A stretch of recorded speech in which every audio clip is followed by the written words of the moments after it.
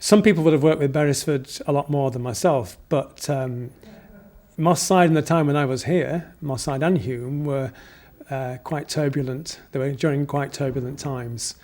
And so there would often be public meetings, and there were an awful lot of emotion expressed at these public meetings. Anger and, real, if you put your head up to speak, you had to be confident enough about who you were and what you had to say and your acceptance amongst the community. Beresford was one of those guys who used to come to these meetings, and I would meet up with him at these meetings. Really, I was somebody who looked on at the time at his performance, if you like, what he was doing. And he was a big presence, always, at these meetings. Although he didn't come to as many as as his wife did. Mrs. Edwards, Eloise used to come to more of these meetings. He was somebody that didn't like to... He was involved in a different way, from my perspective anyway. He very often didn't agree with what people were saying at these meetings, had his own way of doing something. And he would get on with it more quietly. As my experience of him, he would be based in Carmoor Road. So when I was working with young guys who were from the African Caribbean community who perhaps didn't have much of a support systems in their life from family and other people like that, and wanted to help them in some way, I'd go along to Beresford and say, have you got any literature, any stuff that I can pass on to them? And he would have this library of literature that he would have in Carmoor Road that he would be able to say, well, this will support something of that, who they are from an ethnic minority background point of view. If they're from African Caribbean background, it will tell them who they are and where they're coming from, much more than a lot of the other literature that they're likely to be reading. So he was somebody that had this massive information. There was a source, a treasury in himself of information that you could mentor young people with this information, I believe. He didn't always give me the sort of... I read some of the books myself, I have to admit, and I wasn't always too sure about the historical accuracy of some of the literature. But, at the same time, it was this treasury of information that he had. He was a real resource that was there. But it's the other aspect really as well. I'd come into confrontation with Beresford, I have to admit, on different times in public meetings. I would say something and he would almost shoot you down completely. And he had such of this presence about him, with the old stick that he would sometimes carry and this big frame that he had. But always came across with a smile on his face, but then saying something that would cut the legs from underneath you. And that was one of my memories of Beresford as well, really. You see, there'd be the marches, but you see, I can't remember because I'd been working more with Hartley at the time, Hartley Hanley. So Hartley myself would have these torchlight processions, and Eloise would come along. Beresford wouldn't always come along, as I say. He wasn't in the same way. He'd have his own mind on something. If somebody else was organising it, he wouldn't necessarily get involved. But he had a very clear idea of how something should be done, and what was good for his people, as he understood that. And sometimes the ideas that other people had, like myself, didn't match up to what he thought was the right thing that should be done. And as I say, in a public meeting, I can remember him really coming in at the end of the meeting after I'd been saying something and chopping the legs from underneath me, and probably rightly so. He was in Carmoor Road, so he was there anyway, and he was listening at the back. But I can't remember what it was about. I mean, there were so many meetings, public meetings at that time. I'd probably remember him in the 8411 Centre as well, when, the African Caribbean woman who was killed, Elsa Hannaway, was killed. And again, there were so many faces there. So whether Beresford stood out at that time as being somebody that was there and had something to say, I can't remember.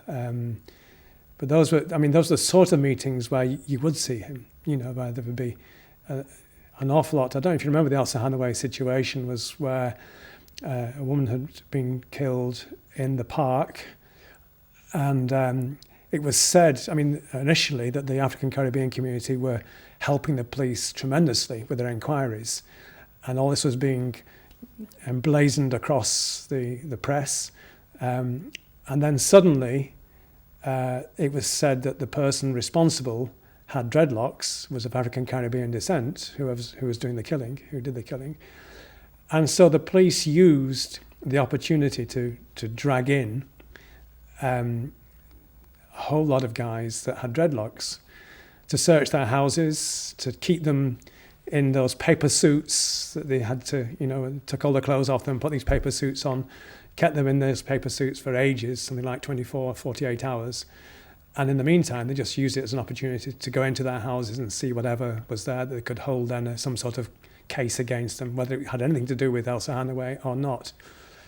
So within a very few days, from being a sign of cooperation between the police and the community, you get a complete overturn of that position. And there was a meeting of probably about 400 or 500 people in the 8411 Centre that day. And there was an awful lot of emotion coming out, angry exchanges taking place.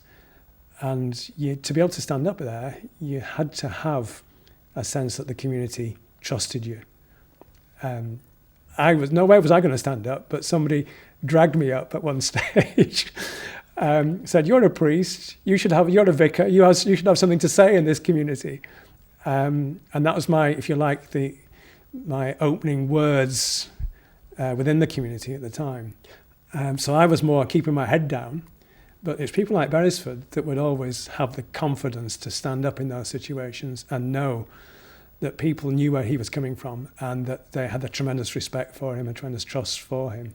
And he was able to speak where others would stand back and say, no way. By the time I was working, I didn't always, although I didn't agree with some of the stuff that was in the books, by the time I'd read them, I was moving away from Moss Side into Oldham. So I left Moss Side in 2001 on 9/11 day, and went up to Oldham because of the riots that had taken place up there. I was seen to be the Catholic response, having learnt my trade here with people like Beresford and Hartley Hanley and Eloise and others. I'd learnt my trade from them and was able to offer something up in Oldham. And I would say that Beresford was somebody that I did learn my trade from in that sense, but it's remember the actual examples. So I didn't get the chance to talk to him really about things and whether I would have done is another matter, because again, he knew his stuff.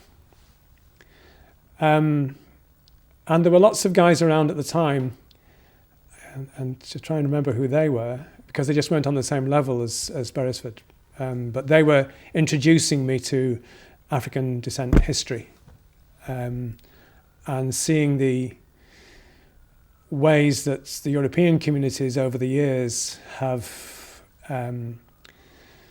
almost hidden stuff from communities to give a Eurocentric approach to history rather than a world-centric approach to history, and therefore not being as truthful or as accurate in their telling of history as they could be. And that was doing great disservice to many of our African Caribbean young people. So, for example, because of Beresford's teaching me in this regard, I would be absolutely certain that whenever in the churches that I have responsibility for, I would have something when you walk into the church that every community can say, there's something of me in this church.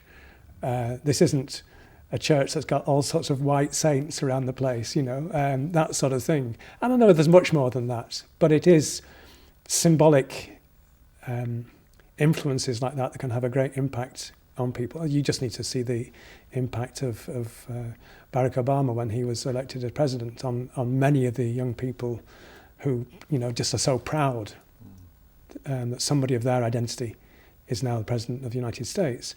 But it's much more, that can become very superficial if you're not careful. But that was just one element of reading the books that I did that Beresford had, Marcus Garvey and all these sort of things, that, and I can't remember the other characters now because I've moved on. But books that talk about the African history. Again, a public meeting, probably to do with working with the police, the relationships with the police. At the time, I was the Mossad Human Community Development Forum was just beginning to come into its existence.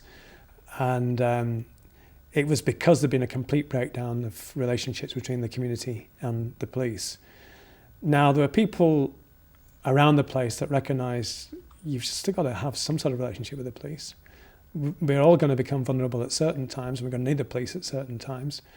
But you've got to do it on a way that's not on their terms, but on the community's terms.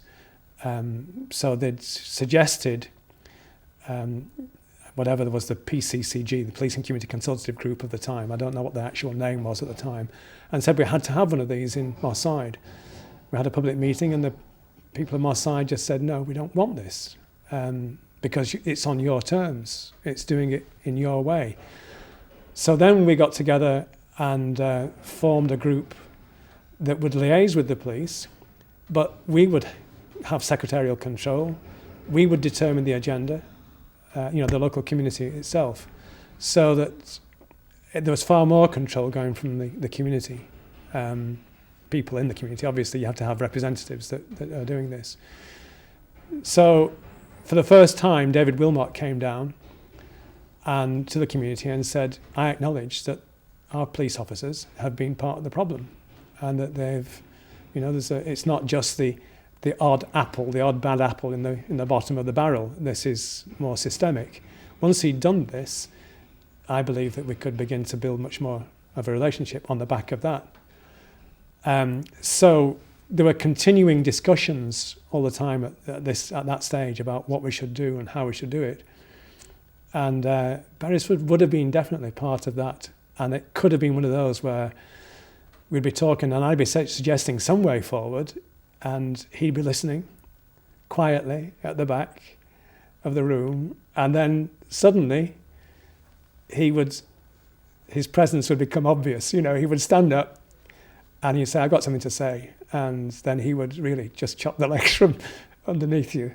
And he would do that in a way that was measured, it was understandable, his argument, and he was probably right.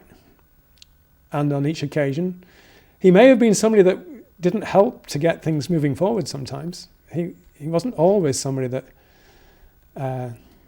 would say, yeah, we've got to build peace in some way. He would be somebody who would stand out and say, you can't do this. He'd be somebody that would say, this has got to be on somebody else's terms and done in a completely different way than you're trying to do. And that in fact, I can't remember the actual approaches that we were suggesting at the time. So because it's over 15, 16 years ago now. And I just can't remember. What was the church that they've converted down next to where Peace FM are based? Oh, right. St Mary's Church, I think it was. So Randy Blake and myself, as two pastors, if you like, from the community, and others, we'd said, look, we can't just have a complete standoff. And there's anger coming across from his community, from my community, people from within my community, who were saying we're angry about what the police are doing and we want to get some of that message across, that anger across directly rather than just a standoff.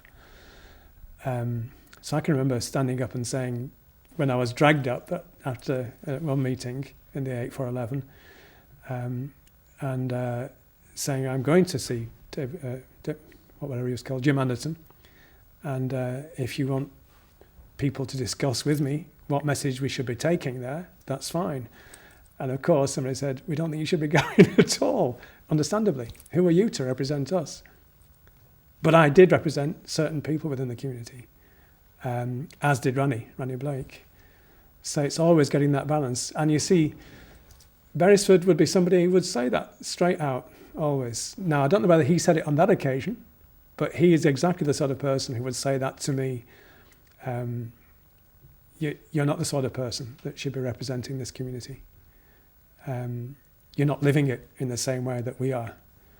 And he's right in saying that. And yet, I would say, well, I am a person who is living in this community and hearing the anger and the emotions of people in this community, and I just can't sit back and do nothing about it. I've got to be alongside and using my voice as well. And he would quite rightly say at times, yeah, but it's still a white voice. And you're not living it in the same way that we are living it. And we need to have the voices from within the community itself that are saying this.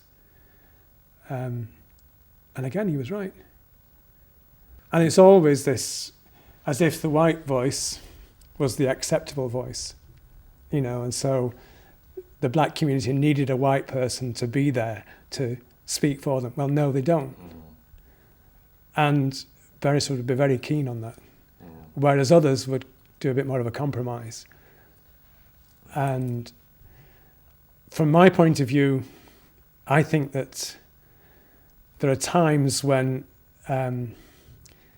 you're still waiting for the right voices to come out. And there are voices that are there, and you have to work alongside them. So it's not just the black voice, it is the white voice as well. So the Nelson Mandelas of the world, the Martin Luther Kings of the world would always be saying, yeah, he's the one that's speaking, but he has the white voice as well beside him at times, that are going up to see the president, that are doing things like that are using. So all these characters, the white film stars that came for the big events 50 years ago when Martin Luther King was speaking in front of the Lincoln Memorial and all that sort of stuff. It was so important to have the black voices being the ones that are out there in front, that are being heard and are the most important.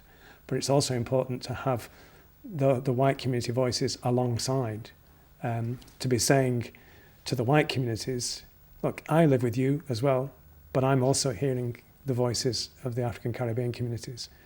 And it's how you get that mixture. Yeah. But it's not easy to get that balance. And people being what they are with their egos, we like to jump in there and think we're doing something. And your egos can sometimes get in the way. And again, Beresford were very quick to say, we don't need that.